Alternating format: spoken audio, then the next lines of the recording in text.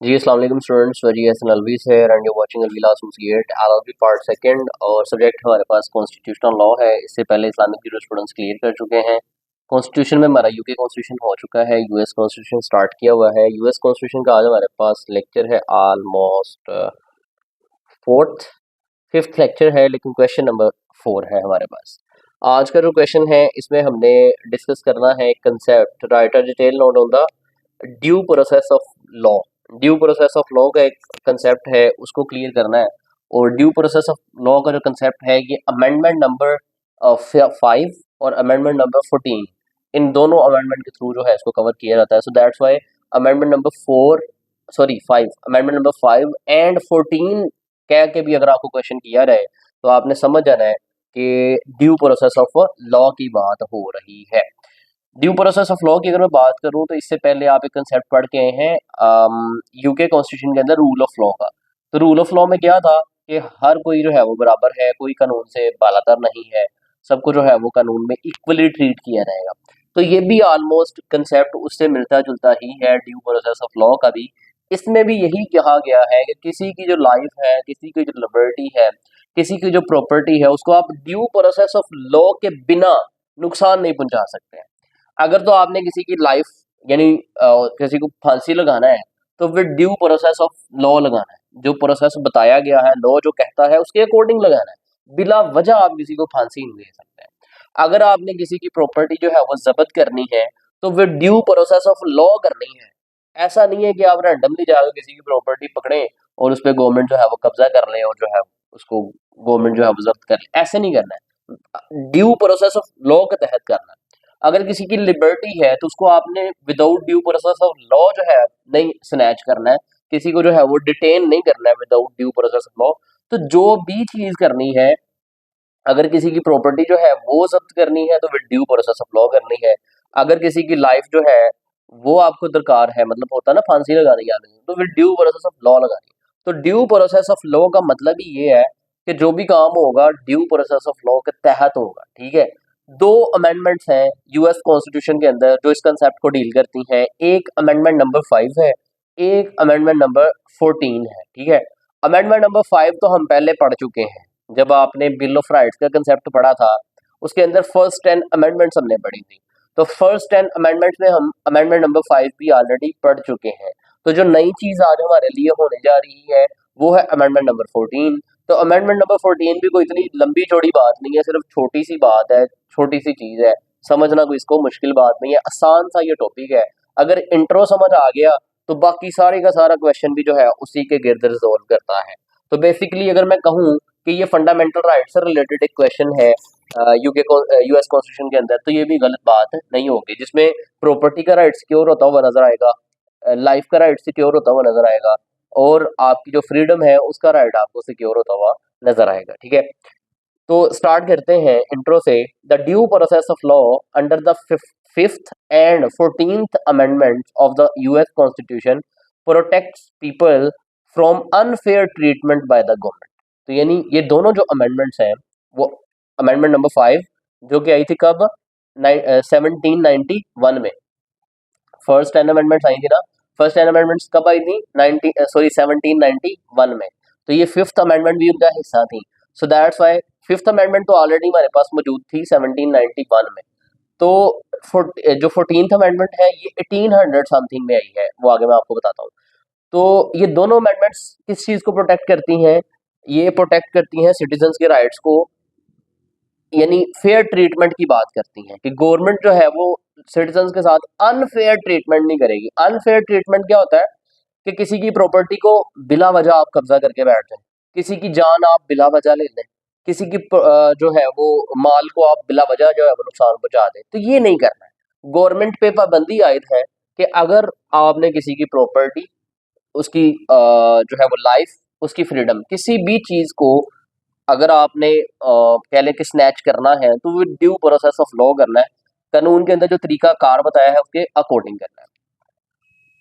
Then है जी the fifth amendment ensures that the federal government can not take away a person's life. जो federal government है आपकी, वो किसी भी बंदे की जान जो है वो नहीं लेगी। लिबर्टी, किसी भी बंदे की जो आज़ादी है, फ्रीडम है, उसको नहीं छीनेगी। और प्रॉपर्टी या किसी भी बंदे की जो प्रॉपर्टी है उसको स्नैच नहीं करेगी विदाउट फेयर लीगल प्रोसीजर्स। यानी ऐसा नहीं है कि आपने 5 बंदे मार दिए हैं जान से और देन गवर्नमेंट जो है उसने आपको पकड़ लिया है और गवर्नमेंट आपको सजा सुना दे फांसी की, तो आप वहां पे नहीं आगे कह सकते कि अमेंडमेंट नंबर 5 देखें जी यूएस कॉन्स्टिट्यूशन की, मुझे राइट है कि गवर्नमेंट मेरी लाइफ नहीं ले सकती। तो फिर आपको चपेड़े पड़ेंगी बदले में। क्यों? क्योंकि वहां पे लिखा हुआ है कि without due procedure of law. अब लॉ ये कहता है कि अगर आपने कुछ नहीं किया तो फिर आपकी लाइफ जो है वो गवर्नमेंट नहीं ले सकती, लेकिन अगर आपने 5 बंदे भड़का दिए तो फिर गवर्नमेंट को हक हासिल है कि आपको भी फांसी के फंदे पे लटका दे। ठीक है, ये बात है। आप जो है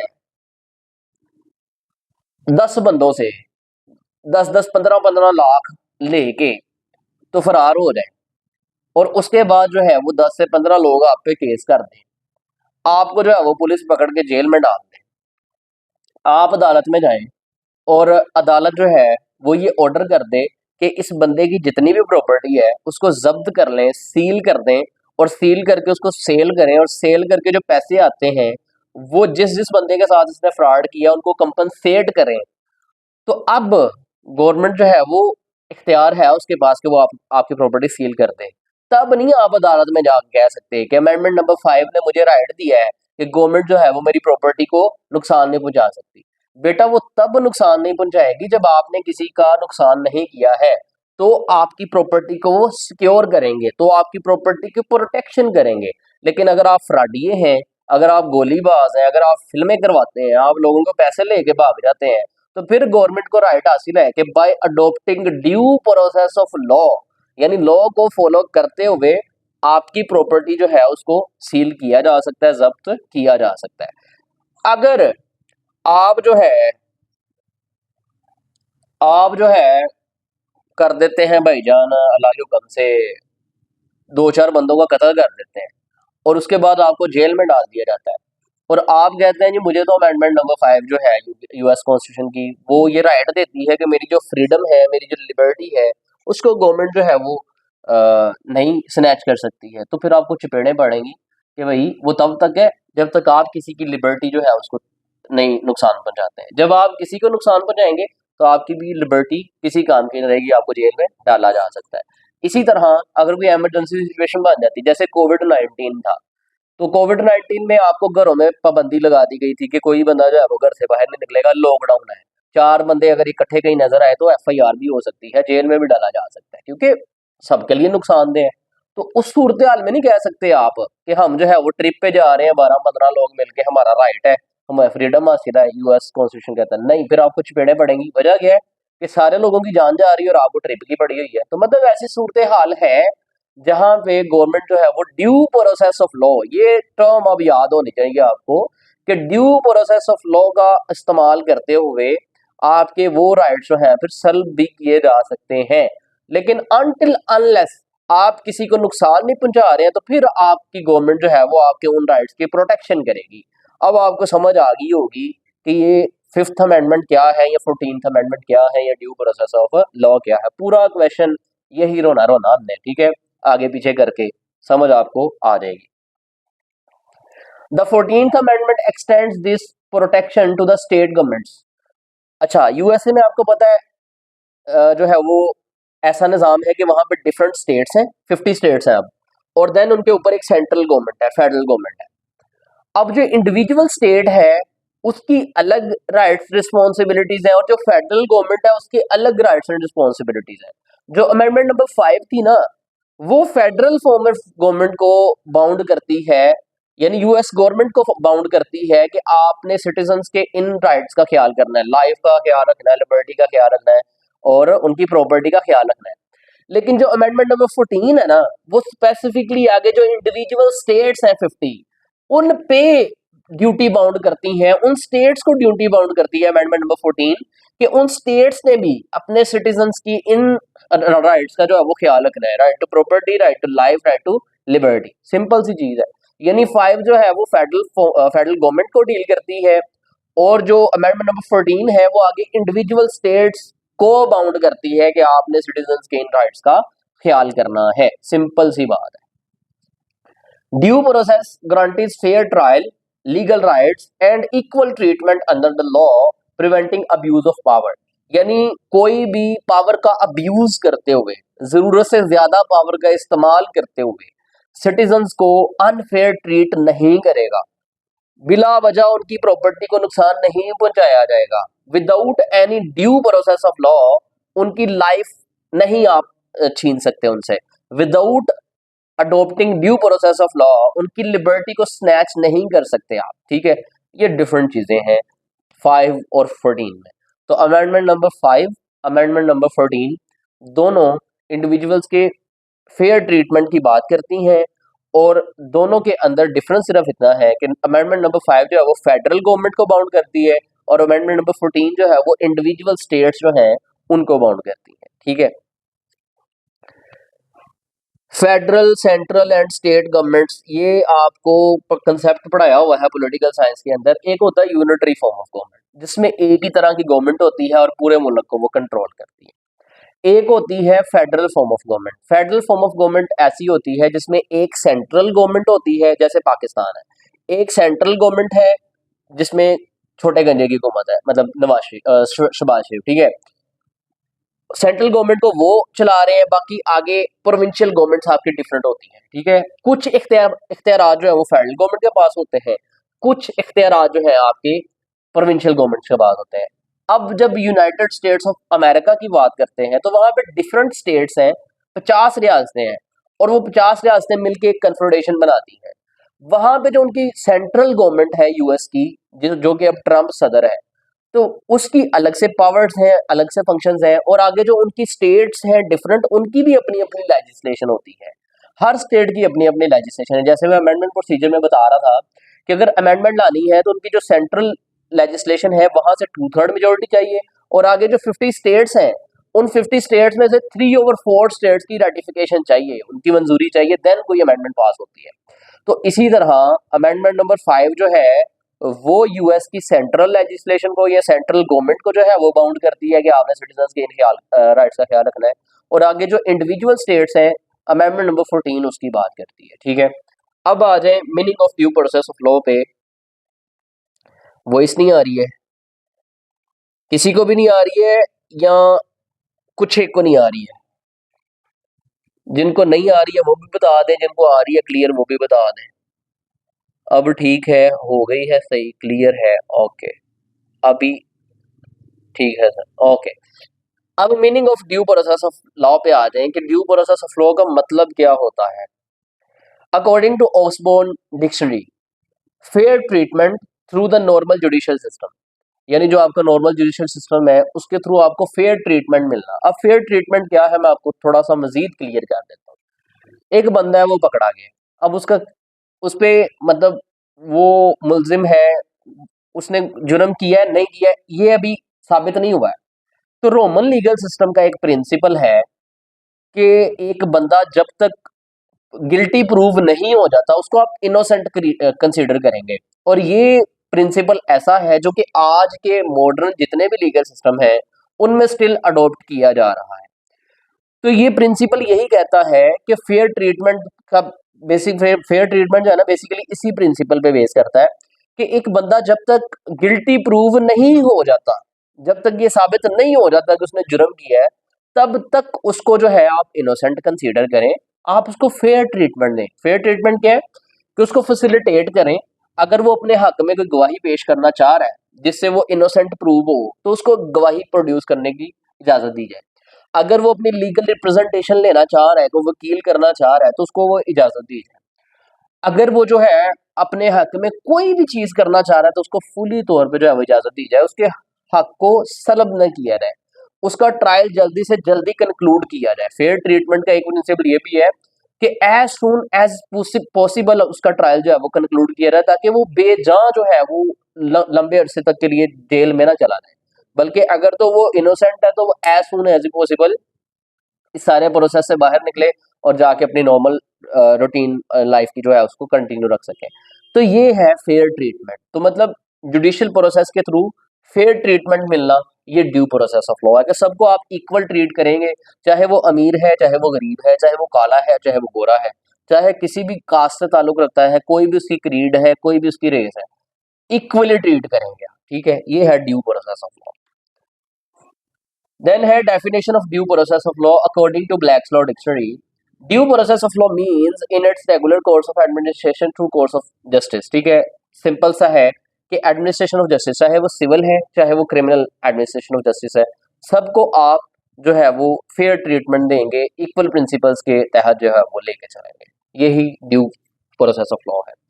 अब हिस्ट्री की अगर बात करें इसकी कि ड्यू प्रोसेस ऑफ लॉ की हिस्ट्री क्या है, तो मैग्ना कार्टा जो है वो आपका पीछा नहीं छोड़ेगा, चाहे वो यूके कॉन्स्टिट्यूशन है, चाहे यूएस है। मैग्ना कार्टा जहां भी ह्यूमन राइट्स की बात होगी, जहां भी को फेयर ट्रीटमेंट की बात होगी, जहां भी इक्वल राइट्स की बात होगी, जहां भी सिटीजन्स के राइट्स की बात होगी, मैग्ना कार्टा सामने आ जाएगा। कि मैग्ना कार्टा वो डॉक्यूमेंट था 1215 का जिसके तहत सिटीजन्स के कुछ राइट्स को सिक्योर किया गया और किंग की पावर्स को जो है वो रिड्यूस किया गया, आपको पता है। तो ये ड्यू प्रोसेस ऑफ लॉ की भी बेस जो है मैग्ना कार्टा से ही हम ट्रेस बैक करते हैं। The due process of law is a fundamental principle that ensures fair treatment through the judicial system. कि judicial system आपको fair treatment देगा। Its roots trace back to the Magna Carta in the year of 1215, where it was stated that no one could be deprived of liberty or property without lawful judgment. तो यानी आपका Magna carta भी यही कह रहा था कि किसी भी बंदे को उसकी लिबर्टी से डिप्राइव नहीं किया जाएगा, यानी उसकी आज़ादी को नहीं छीना जाएगा और उसकी प्रॉपर्टी से उसको डिप्राइव नहीं किया जाएगा विदाउट लॉफुल जजमेंट। और अगर आप ऐसा करेंगे तो आपके पास कोई लॉफुल रीजन होनी चाहिए जिसके तहत आप ये कर रहे हैं, अदरवाइज आप ये नहीं कर सकते हैं। तो मैग्ना कार्टा भी ये कह रहा था, और इस मैग्ना कार्टा को किसने अडॉप्ट किया? यूके वालों ने। यूके कॉन्स्टिट्यूशन का बेसिक प्रिंसिपल है मैग्ना कार्टा, और उसी से अमेरिकन कॉन्स्टिट्यूशन इन्फ्लुएंस हुआ, यानी उन्होंने भी उसी को अडॉप्ट करके आगे लेके चले। This concept evolved in the England and influenced the American law, यानी इसने अमेरिकन लॉ के इन्फ्लुएंस किया, becoming a key part of the US Constitution through the 5th and 14th amendments. These amendments guarantee that the government cannot take away person's basic right without following a fair legal procedure. तो यानी Magna carta भी यही कह रहा था कि किसी बंदे की लिबर्टी, किसी बंदे की प्रॉपर्टी को आप विदाउट लॉफुल जजमेंट स्नैच नहीं करेंगे। Same amendment number 5, amendment number 14 में यूएस कॉन्स्टिट्यूशन में कहा गया कि without due process of law, सिर्फ वर्ड चेंज हुए, वहां पे लॉफुल जजमेंट की बात है, यहाँ पे ड्यू प्रोसेस ऑफ लॉ की बात है। तो ड्यू प्रोसेस ऑफ लॉ क्या है कि प्रोसीजर को फॉलो करके चलना है। अगर आप प्रोसीजर को फॉलो करके नहीं चलेंगे तो वो गलत है, अगर प्रोसीजर को फॉलो करके आपने वो सब कुछ किया तो वो ठीक है, सिंपल सी बात। तो over time due process has become a cornerstone of justice, ensuring fairness and protecting individual rights. अब आ जाए constitutional status of due process of law पे कि ड्यू प्रोसेस ऑफ लॉ का कॉन्स्टिट्यूशनल स्टेटस क्या है। तो एक्चुअली कॉन्स्टिट्यूशनल स्टेटस क्या है इसका कि ये 2 अमेंडमेंट्स जो है इसको डील करती हैं। एक अमेंडमेंट नंबर 5 है, एक अमेंडमेंट नंबर 14 है। तो 5 मैंने आपको बता दी, हमने पहली 10 अमेंडमेंट्स में भी 5 को पढ़ा हुआ है कि फेयर ट्रीटमेंट की बात करती है कि एक बंदा कोर्ट के अंदर खड़ा है और उससे कोई क्वेश्चन ऐसा पूछा जा रहा है जिससे ये साबित हो जाएगा कि वो गुनाहगार है, तो उस क्वेश्चन पे अगर वो चुप रहना चाहता है तो ये भी उसका राइट है। यानी फेयर ट्रीटमेंट में ये भी आता है कि अगर कोई बंदा चुप रहना चाहता है अदालत में किसी ऐसे क्वेश्चन की बिना पर जो क्वेश्चन उसको गिल्टी साबित कर सकता है, तो ये उसका राइट है कि वो चुप रहे, उसको फोर्स नहीं किया जाएगा कि तुम इसका आंसर करो। देन मजीद ये भी राइट है कि जब तक को बंदा जो है वो गिल्टी प्रूव नहीं आ जाता उसको इनोसेंट कंसीडर किया है। तो ये सारी फेयर ट्रीटमेंट में आती हैं और ये सारी अमेंडमेंट नंबर 5 में चीजें मौजूद हैं। और 14 जो है वो कब आई? The 14th amendment of the US constitution adopted in the year of 1868। जो 5th अमेंडमेंट थी वो 1791 में ही आ गई थी पहली 10 अमेंडमेंट्स में, और ये जो 14th अमेंडमेंट थी इसको जो है वो 1868 में इंट्रोड्यूस करवाया गया। After the civil war ensure that the states can not violate the rights of the individuals, यानी जो इंडिविजुअल स्टेट्स है वो भी सिटीजन्स के राइट्स जो है उनको वायलेट नहीं कर सकती हैं। It has 2 key parts related to the due process, यानी अमेंडमेंट नंबर 14 के 2 की पार्ट्स हैं, वो कौन कौन से हैं? पहले है ड्यू प्रोसेस क्लोज और दूसरी है इक्वल प्रोटेक्शन। ड्यू प्रोसेस में ऑब्वियसली ये होगा कि ड्यू प्रोसेस के अकॉर्डिंग चला जाए, और दूसरा ये कि प्रोटेक्शन दी जाएगी। सिंपल सी बातें हैं, कोई लंबा चौड़ा रोला है नहीं। मैंने आपको बताया था कि अगर इंट्रोडक्शन क्लियर है तो आगे क्वेश्चन में कुछ भी नहीं है। अच्छा, ड्यू प्रोसेस क्लॉज जो है वो it mandates that states must follow fair procedures. वही बात है, before depriving any person of life, liberty और प्रॉपर्टी। अगर किसी की लाइफ लेने जा रहे हैं, लिबर्टी को स्नैच करना जा रहे हैं, प्रॉपर्टी को स्नैच करने जा रहे हैं, तो स्टेट को ड्यू प्रोसेस जो है वो अडॉप्ट करना पड़ेगा। This means state must respect and uphold legal rights and provide fair trial. और दूसरी क्लास क्या थी? इक्वल प्रोटेक्शन क्लास के, यानी चाहे अमीर है, गरीब है, काला है, गोरा, इक्वल प्रोटेक्शन मिलेगी। It required states to treat all people equally under the law, preventing discrimination. काले गोरे में डिस्क्रिमिनेशन नहीं करनी है, अरबी अजमी में डिस्क्रिमिनेशन नहीं करनी है, रेशियल बेसिस पे डिस्क्रिमिनेशन नहीं करनी है, कास्ट बेसिस पे डिस्क्रिमिनेशन नहीं करनी है, क्रीड बेसिस पे डिस्क्रिमिनेशन नहीं करनी। सिंपल। देन है the 14th amendment is crucial for the protecting individual rights against the state actions and ensuring fairness and equality in the legal system. Simple. Then importance of due process of law मेन मुझे बताने की जरूरत नहीं है, आप इतने mature तो हो गए हैं कि बार बार मैं एक ही चीज रिपीट करूं, आप समझ लेंगे। Then application of due process of law है, सिंपल है। Then reasons of introducing 14th amendment है कि 14th अमेंडमेंट को क्यों इंट्रोड्यूस करवाया गया। पहली रीजन थी इक्वल प्रोटेक्शन दी जा सके, दूसरी रीजन थी सिटीजनशिप के राइट्स उनको दिए जा सके। अमेरिकन के पास ड्यू सिटीजनशिप होती है ना, एक स्टेट की सिटीजनशिप यानी यूएस स्टेट की, और एक उनकी इंडिविजुअल स्टेट जो भी है, फिलाडेल्फिया है, वट जो भी, जिस स्टेट से भी वो, एलाबामा है, जिस स्टेट से भी बिलोंग करते हैं, उस स्टेट की भी उनके पास सिटीजनशिप होती है। तो एक ये भी मकसद था कि उनको सिटीजनशिप के राइट्स दिए जा सके, और देन ड्यू प्रोसेस था। ये तीन रीजन थे जिनकी वजह से 14th amendment I in the year of 18 something, जो भी ऊपर पड़ा है। Due process of law prohibits, किसको प्रोहिबिट करता है? गवर्नमेंट को प्रोहिबिट करता है कि लोगों की लाइफ नहीं लेनी, लिबर्टी नहीं लेनी, प्रॉपर्टी नहीं लेनी विदाउट फेयर ट्रायल या फेयर ट्रीटमेंट। देन कंक्लूजन है। इस पे किसी को भी कोई क्वेश्चन है तो वो क्वेश्चन कर सकता है, आई विल आंसर।